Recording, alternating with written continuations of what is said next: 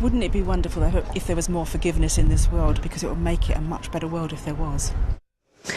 Well, the Mission's message is being echoed by other Londoners, including Chairman Kato, a former hospital doctor. He's since become a full-time artist and has been using his knowledge to help turn vulnerable people away from violence by taking them to galleries across London.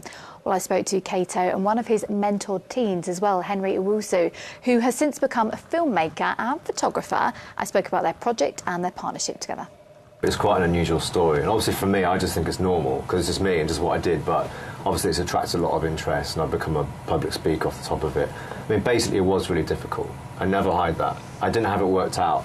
I was doing well in emergency medicine and I was at the stage where my bosses were inviting me to become a consultant, and I was stuck because I had this hunch, you see, had this hunch that creativity could be used to create positive change in society. I hadn't tried it, didn't know if it could work, and one day I just left my career suddenly and went out to the streets and started taking homeless people to art galleries to test it. And I found very quickly, I got them doing photography, painting, poetry, and straight away found out, God, this is right, and that changed my life. But how are they connected? How is medicine and art connected? Not obviously, but they were to me because I was a doctor and an artist at the same time, so I was already doing both. So I started bringing like my artistic side to being a doctor, and I realised actually there is a massive overlap, like they're kind of the same thing. So then it was although it was a difficult transition because I had no plan, no savings, nothing, it was the natural thing to go out into the world and to use that in a bigger way. And in a bigger way, Henry, let's talk to you just now, because you're one of the teens that you helped along your journey, is that right? Can you explain how you came into contact with Kato and your story? Well, I met Kato last year. How I met him was quite bizarre actually.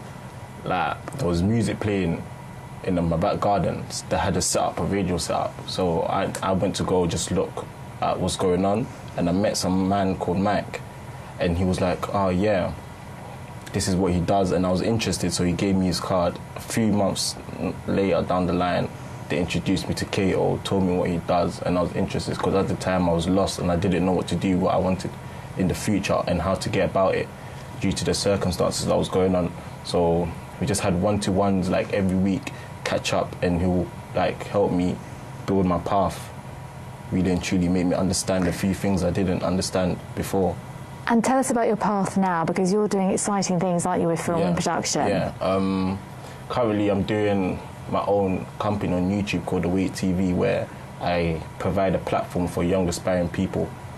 And Kato really helped me achieve that because as I was doing this, before I met Kato, I didn't really have the confidence, I didn't really have the drive to wake up and say, yeah, let me just go do this. It was always like, yeah, to be honest. But ever since Kato came in, I have clarity, I understand what I need to do, I'm able to address things, I'm able to handle things more differently.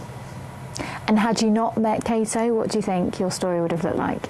To be honest, I probably would have given up, to be honest, and just be doing everyday things, probably, yeah. And where can we see your film? On my website. Yeah? We're premiering it today. You can go to my website, chairmankato.co.uk. First thing you'll see is our film, How to Go to the Tate Modern. So tell us what you've got from Henry. It's definitely been a two-way street. I really love working with Henry because I'm interested in reaching out to people who are nothing like me. Like, that's always been my work. And working with Henry has just given me more hunger. And now I'm going to shoot my first feature film with Henry, me and him, but also I'm looking for funding now to actually develop this properly and expand this to work with more people from gangs in London and take them on board and help them re-author their lives. It's time for a quick break now, but still to come.